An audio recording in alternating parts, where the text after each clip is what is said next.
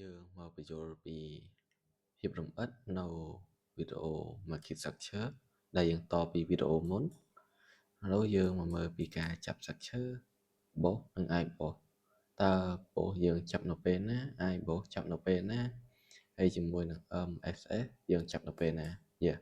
ហើយយើងមកមើលទាំងអស់គ្នាហើយគឺខ្ញុំសូមចាប់កន្លែងនេះចុះយើងចាប់កន្លែងនេះជា boss ហើយកន្លែងនេះគឺជា boss យ៉ាតើមកកន្លែងនេះគឺជា high របស់ boss ហើយនេះគឺជា low របស់ boss អញ្ចឹងយ៉ាអ្នកគ្នាប្រកាសជាឃើញនៅពេលដែលវាចុះវាបានបិទជា candle ទេអញ្ចឹងយើងអាចចាប់វាជា structure បានទេដោយវាមកយកបែបនេះវាមកយកជា liquidity យ៉ាអញ្ចឹងយើងនៅទុកនៅដដែលហើយហើយនេះវាបានចុះមកហើយឡើងទៅវិញចុះឡើងយើងបង្កើតបានជាi boss របស់យើងយ៉ាហើយហ្នឹងយើងចាប់ពីជា i boss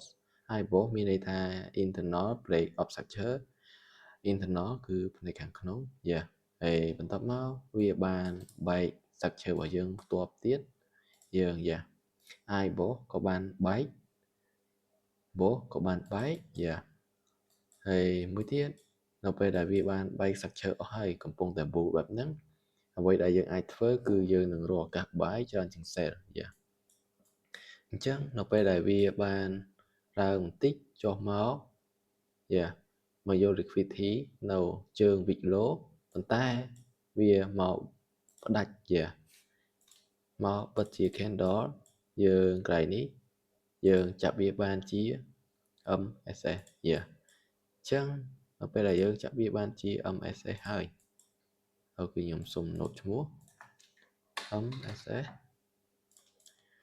ហើយបន្ទាប់មកនៅពេលដែលវាបាន break ហើយអ្វីដែលយើងអាចចាប់បន្ទាប់គឺយើងនឹងចាប់ structure បន្ទាប់ទៀតយើងទទួលបាន boss យ៉ា boss អញ្ចឹងនៅក្នុង boss គឺមាន high boss អញ្ចឹងយើងចាប់ high boss មកហើយយើងនេះគឺជា low boss ហើយតើមកនៅពេលដែលវាឡើងវាចុះមកគឺវាបានបិទជា candle ទេអញ្ចឹងយើងអាចចាប់បានទេអញ្ចឹងវាឡើងទៅវិញអញ្ចឹងកន្លែងហ្នឹងយើងអាចចាប់វាបានជា i boss internal break of structure យ៉ា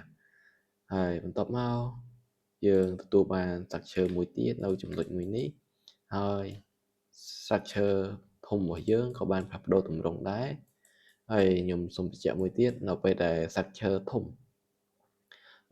របស់យើងគឺ bull bull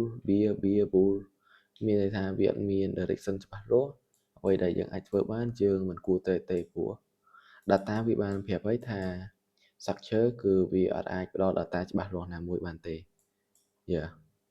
អញ្ចឹងអ្វីដែលអ្នកគ្នាអាចធ្វើបានគឺគួរការប្រុងប្រយ័ត្នអ្នកគ្នាអាចមើលបានគឺ bull bear យ៉ាអញ្ចឹង direction របស់ទីផ្សារគឺអត់ទាន់មានភាពច្បាស់លាស់ទេអ្វីដែលយើងអាចធ្វើបានគឺយើងរងចាំមកវាបំបែក zoom ធំណាមួយសិន